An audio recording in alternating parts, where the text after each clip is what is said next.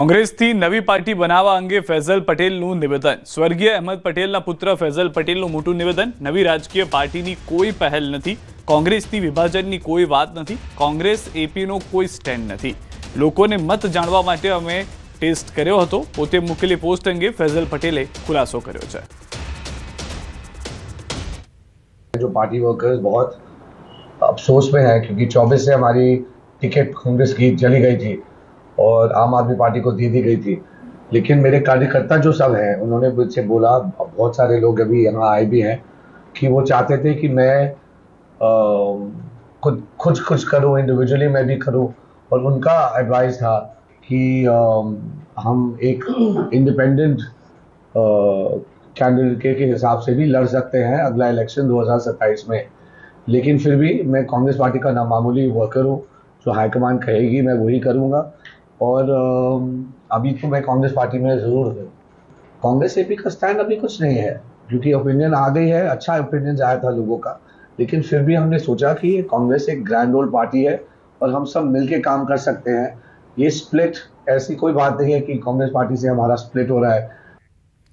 સુરતની મહત્વના સમાચાર। વરુણ પટેલના નિવેદનને અલ્પેશ કથિરિયાનું સમર્થન। પાટીદારો સહિત અન્ય સમાજને ઈડબ્લ્યુએસ મળવું જોઈએ।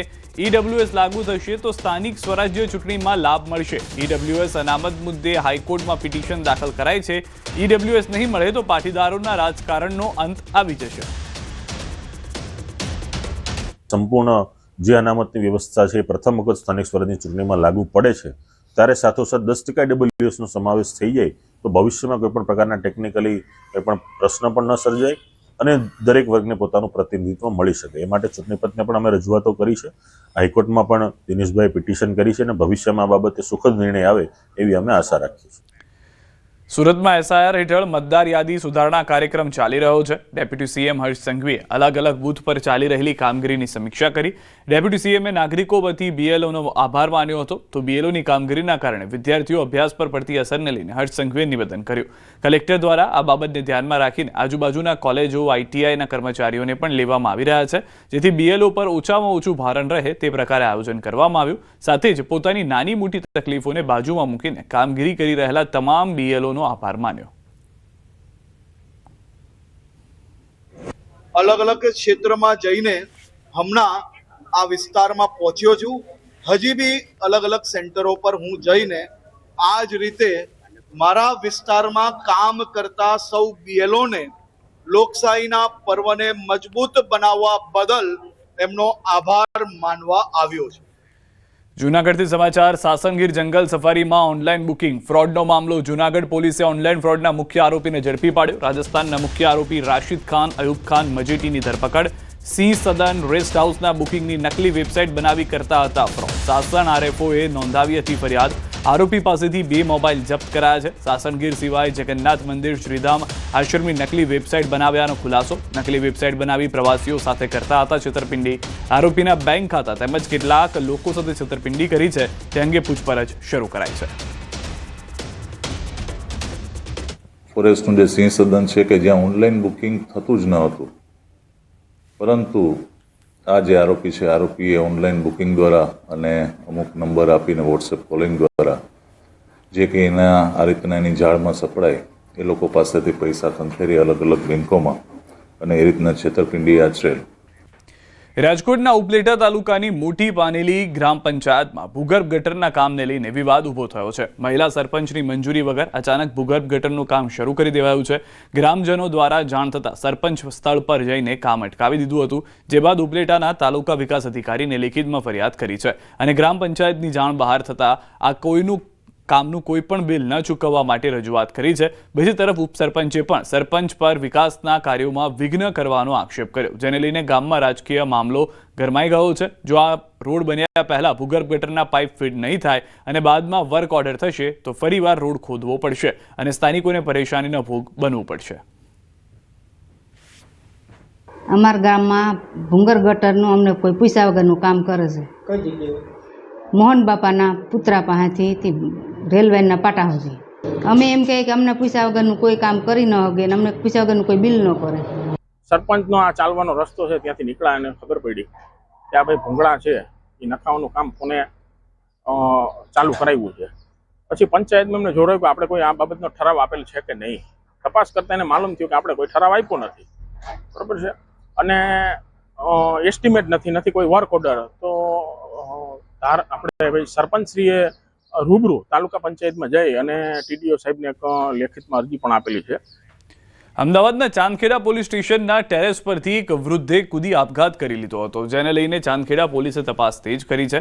તપાસ તેજ દરમિયાન વેલજીભાઈના કુવા પાસે રહેતા તેમના વૃદ્ધ દીકરા અને પત્ની સાથે પારંપરિક કંકાસમાં બોલાચાલી થઈ હતી. તપાસમાં સામે આવ્યું છે કે મૃતક સુરેશભાઈ અવારનવાર પરિવારજનો આપઘાત કરવા માટેની ચીમકી આપતા હતા. ગયા મહિને રાજસ્થાન પરિવાર સાથે પ્રવાસ ગયા હતા. એ દરમિયાન પણ તેમને ચાલુ ટ્રેનમાંથી આપઘાત કરવાની ધમકી આપી હતી. આપઘાત કરનાર મૃતક સુરેશભાઈ છેલ્લા 8 મહિનાથી માતાજીના ભુવા તરીકે પોતાની જાતને ગણાવતા હતા.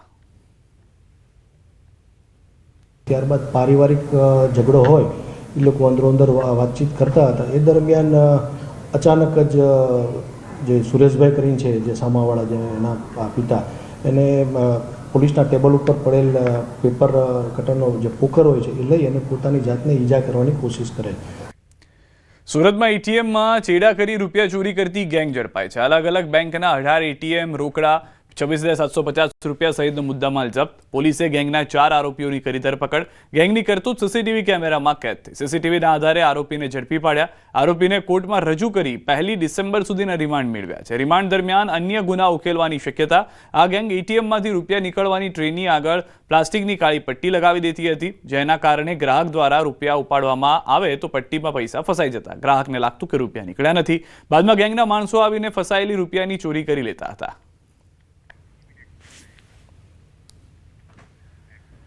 અમદાવાદમાં વધુ એક બેદરકારીએ લીધો જીવ. સૈજપુરના ન્યૂ બંગલા વિસ્તારની ઘટના. રસ્તા પરની ગટરના ખાડાએ એક રાહદારીનો જીવ લીધો છે. આખી ઘટના સીસીટીવીમાં કેદ થઈ છે.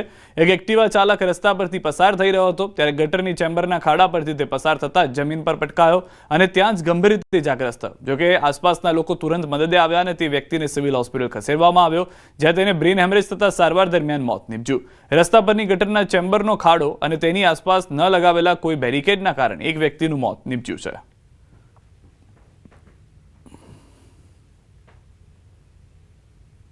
चाचा यहाँ से ऑफिस से अपने घर जा रहे थे, तो यहाँ जो गटर का ढक्कन है उसके लिए यहाँ के लोगों ने 5-6 बार म्यूनसिपाल्टी में कंप्लेन की हुई है, पर उसके लिए ये लोग इतनी बेदरकारी है, अभी तक ये लोग रिपेयर करने के लिए आया नहीं. और मेरे चाचा यहाँ से गाड़ी लेके जा रहे थे, तो उनकी गाड़ी स्लिप हुई यहाँ गटर में जाके और उनका ब्रेन पे लगते ब्रेन हेमरेज हो गया और उनकी डेथ हो गई. ઘટના 26 નવેમ્બરની સાંજની છે. રસ્તા પરથી નંદલાલ અંબાની RCC રોડ પરથી પસાર થઈ રહ્યા હતા, ત્યારે રસ્તામાં ગટરના ચેમ્બરના ખાડા પરથી તેઓ એક્ટિવા લઈ નીકળ્યા. ત્યાં જ તેઓ સ્ટીયરિંગનું બેલેન્સ ગુમાવ્યું અને જમીન પર પટકાયા. જોકે ઘટના ઘટ્યા બાદ ગટરની આસપાસ બેરિકેડ લગાવી દેવાયા. આખા મામલે તંત્રની ઘોર બેદરકારીને કારણે મોત થયું હોવાનો પરિવારજનો આક્ષેપ કરી રહ્યા છે. તો બીજી તરફ બેદરકારીના કારણે મોત બાદ AMCએ હાથ ખંખેર્યા હોવાનું પરિવારજનો જણાવી રહ્યા છે.